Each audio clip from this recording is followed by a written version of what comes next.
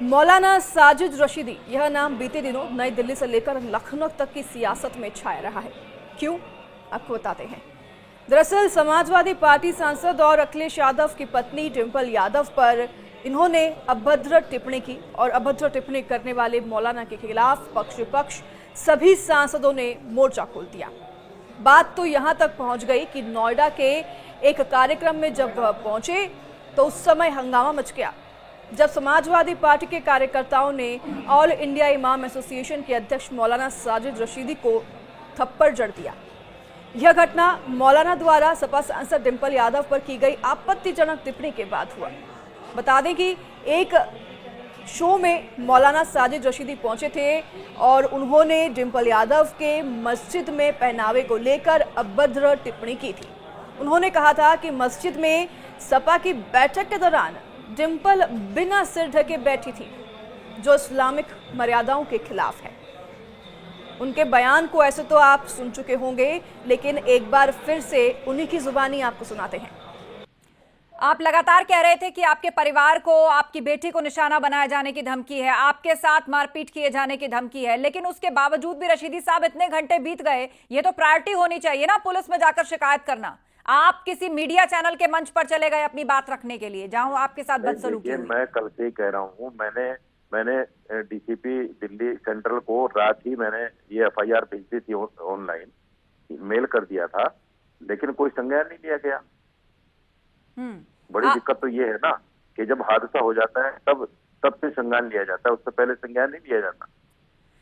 आप जिसे हादसा कह रहे हैं, देखिए लोकतंत्र है, किसी को किसी के तरह मारपीट करने की या कानून को हाथ में लेने की इजाजत नहीं है, लेकिन आप एक टीवी के शो पर गए, आप उससे पहले मुझे भी इंटरव्यू देके गए और आप मुखर रूप से कहकर गए कि मैं तो शब्दों पर बना हुआ हूं, मैंने जो कहा सही कहा। अब ये जनता की नाराजगी, एक महिला सांसद को लेकर आपने जिस तरह की टिप्पणी की, जिस तरह के शब्दों का इस्तेमाल किया, उन्होंने इस तरह गुस्सा दिखाया आपके ऊपर।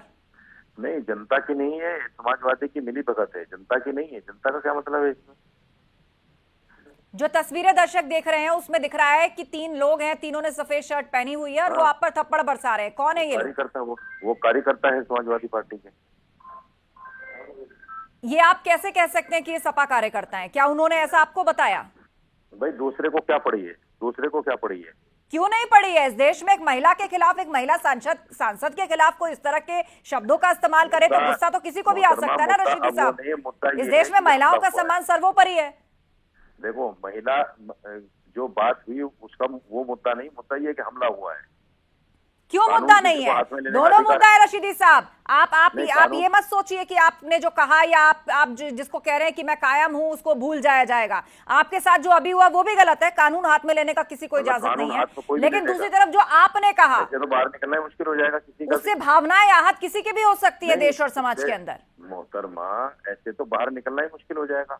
कोई भी किसी को मारेगा पकड़ के, फिर तो कानून, जुडिशरी, शासन प्रशासन कुछ नहीं है ना फिर तो। आप ये बताइए कि वहां पे क्या हो रहा था? आपसे क्या पूछा जा रहा था कि अचानक ये लोग उठ कर क्या जा रहा था? प्रोग्राम खत्म हो चुका था, प्रोग्राम खत्म हो चुका था। फिर क्या हुआ? प्रोग्राम खत्म हो चुका था, जैसे ही मैं उठ के चला तभी आके हमला कर दिया उन्होंने। क्या वो लोग पब्लिक के बीच में पहले से बैठे थे या बाद में आए? पहले से बैठे हुए थे। क्या आपने संबंधित न्यूज चैनल से इस बारे में पूछना चाहा कि ये कौन लोग थे और क्यों आए थे और क्या यही मंशा लेकर आए थे? बुला रखा था उनको, न्यूज नेशन ने ही बुलाया हुआ था उनको। अब ये तो न्यूज नेशन स्पष्टीकरण करेंगे ना कि क्यों बुलाया था ऐसे लोगों को। क्या इस मारपीट के बाद आपने पुलिस में कोई शिकायत की है? हाँ की है, मैं थाने में बैठा हूँ अभी। नोएडा के अंदर? नोएडा 126 में थाने में बैठा हूँ। किसके खिलाफ आपने तहरीर दी है?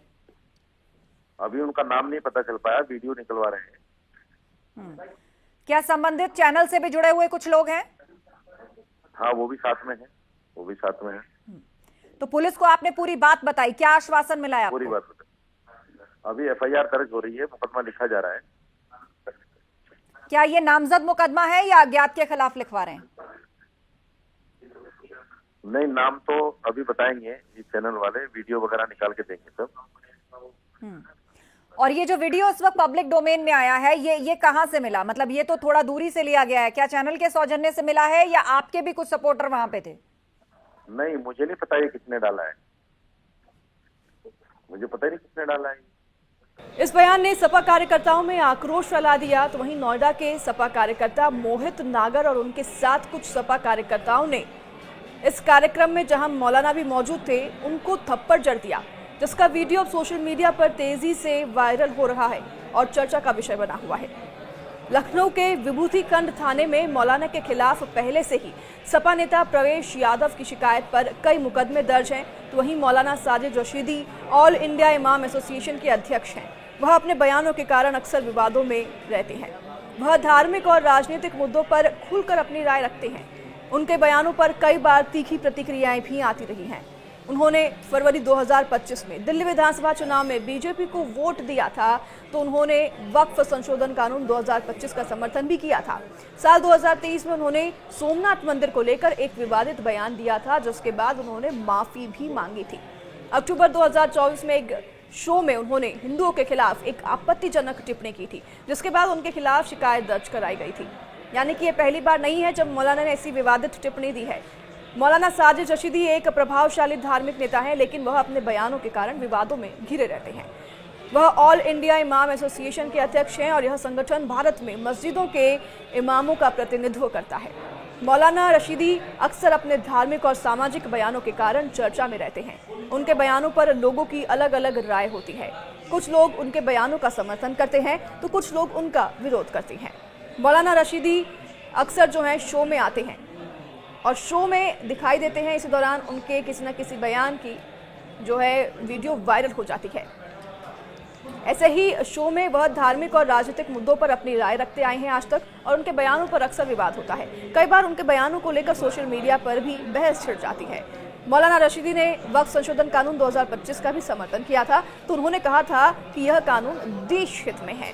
इस कानून को लेकर उन्होंने ये भी कहा था कि यह कानून मुस्लिम समुदाय के अधिकारों की रक्षा करने की दिशा में क्रांतिकारी कदम है। मौलाना साजिद रशीदी ने एक बार कहा था कि उन्होंने फरवरी 2025 में दिल्ली विधानसभा चुनाव में बीजेपी को वोट दिया। उन्होंने ऐसा क्यों किया, इस बारे में बताते हुए उन्होंने कहा था कि उनका मकसद मुस्लिम समुदाय में बीजेपी को लेकर जो डर है उसे खत्म करना है। वह मुस्लिम समुदाय की इस धारणा को तोड़ना चाहते थे कि मुस्लिम बीजेपी को वोट नहीं देते हैं। इस बयान के बाद उन्हें धमकियां भी मिलने लगी थी। कुछ लोगों ने उन पर बीजेपी के हाथों बिकने का भी आरोप लगाया था, लेकिन उन्होंने यह स्पष्ट किया था कि उनका उद्देश्य मुस्लिम समुदाय को राजनीतिक रूप से आत्मनिर्भर बनाना है। वहीं मौलाना रशीदी ने पहलगाम आतंकी हमले के लिए पाकिस्तान को जिम्मेदार ठहराया था। इस पर भी अपनी विवादित टिप्पणी दी थी। उन्होंने कहा था कि पाकिस्तान की हरकतों के कारण भारत के मुस्लिम बदनाम हो रहे हैं। उन्होंने ये भी कहा था कि पाकिस्तान को सबक सिखाने के लिए जरूरत पड़ी तो इमाम सीमा पर जाकर लड़ने को तैयार हैं। साल 2023 में मौलाना रशीदी ने सोमनाथ मंदिर को लेकर एक विवादित बयान दिया था। उन्होंने दावा किया था कि महमूद गजनवी ने सोमनाथ मंदिर तोड़कर सही किया, क्योंकि वहां कथित तौर पर गलत काम हो रहे थे। उन्होंने ये कहा था कि वहां कथित तौर पर गलत काम जैसे कि लड़कियों को गायब करना किया जा रहा था, और इस बयान पर आपत्ति जताते हुए सोमनाथ मंदिर ट्रस्ट ने उनके खिलाफ FIR भी दर्ज की थी।